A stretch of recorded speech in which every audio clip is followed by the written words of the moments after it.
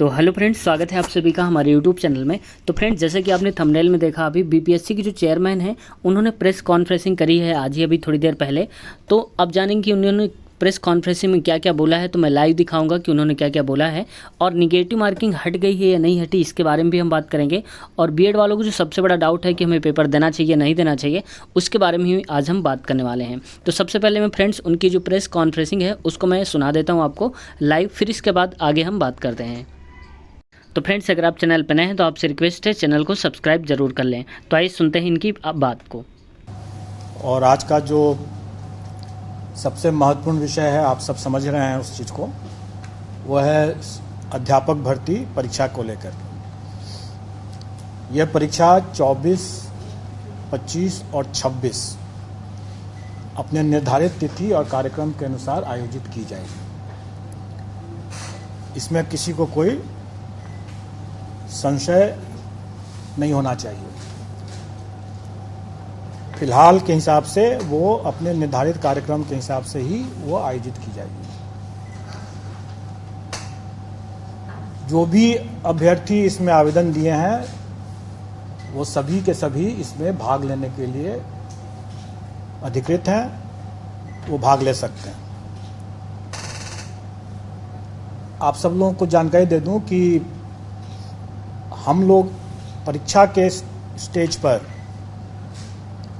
हम किसी भी अभ्यर्थी की पात्रता या उसकी पात्रता नहीं है, इसकी जांच नहीं करते हैं। स्व घोषणा आधारित वो जो भी अपना तथ्य आवेदन में दिए हैं, हम उसको स्वीकार करते हैं और उसके हिसाब से हम उसे परीक्षा में भाग लेने के लिए अनुमति देते हैं, एडमिट कार्ड इशू करते हैं। और एक बार जब उनको एडमिट कार्ड इशू हो गया तो वो परीक्षा में भाग ले सकते हैं। और डॉक्यूमेंट वेरिफिकेशन का जब स्टेज आता है उस समय हम चेक करते हैं कि वो जो दावा किए हैं कि वो योग्य हैं, पात्र हैं, उसके बारे में उनके डॉक्यूमेंट वेरिफिकेशन के समय में हम चेक करते हैं। अब यहाँ पर आप लोग जरूर पूछेंगे और सब लोगों को ये संशय है कि बीएड वालों के केस में स्पष्ट कुछ होना चाहिए कि स्थिति क्या है।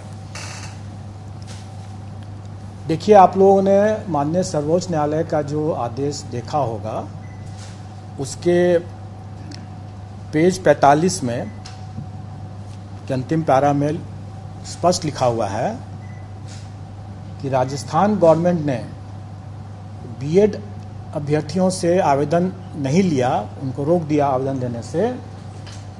ये गलत हुआ, क्योंकि उस समय एनसीटी का जो गाइडलाइंस था वो प्रभावी था, और जब तक गाइडलाइन प्रभावी है तब तक उसको मानना राज्य सरकार को था। और इस दृष्टिकोण से माननीय उच्च न्यायालय राजस्थान हाईकोर्ट और माननीय सर्वोच्च न्यायालय ने दोनों ने ये कहा कि राजस्थान गवर्नमेंट ने ये गलत किया, उनको आवेदन लेना चाहिए था बीएड अभ्यर्थियों से भी। हमारे मामले में भी वही बात लागू होता है। जिस समय हम लोगों ने आवेदन आमंत्रित किया उस समय ये बीएड अभ्यर्थी पात्र थे, योग्य थे, और इसलिए उनको आवेदन आमंत्रित करने का मौका दिया गया और उन्होंने आवेदन दिया भी। उसी में आगे माननीय सर्वोच्च न्यायालय ने यह भी आदेश दिया है कि ये एक एस्टैब्लिश प्रैक्टिस है, सेट प्रिंसिपल्स ऑफ लॉ है, कि कोई भी वैधानिक संस्था द्वारा कोई एक वैध विधिवत कोई एक आदेश निर्गत होता है तो वो तब तक प्रभावी होता है जब तक कि वो रद्द नहीं हो जाए किसी कोर्ट के आदेश से या किसी अन्यथा। तो इसका मतलब यह हुआ कि 11 तारीख के पहले वो आदेश प्रभावी था एनसीटी का, और उसमें जो भी अधिकार उस सर्कुलर के बेसिस पर जो भी अधिकार लोगों को मिला वो अधिकार सुरक्षित है, वो उसमें कोई रुकावट नहीं है। तो इसका मतलब यह हुआ कि जो लोग नौकरी पा लिए पहले से, उनकी नौकरी भी सुरक्षित है। जिन लोगों ने एग्जाम में अपीयर होने का अधिकार प्राप्त कर लिया, उनका वो अधिकार भी सुरक्षित है। तो इसका मतलब यह हुआ कि बीएड के अभ्यर्थी जो हैं वो बेशक एग्ज़ाम में अपीयर हो सकते हैं, क्योंकि उनका यह अधिकार सुरक्षित हो चुका है। लेकिन यह अधिकार उनके सिर्फ एग्ज़ाम में अपीयर होने का है, जो कि सुरक्षित है। उसके फल पर उनका अधिकार अभी नहीं बना है। परीक्षा फल के अधिकार के बारे में इसमें हमारे विज्ञापन में भी यह अंकित है कि कोई भी निर्णय एनसीटी के परामर्श से जो राज्य सरकार जो निर्णय करेगी वही मान्य होगा।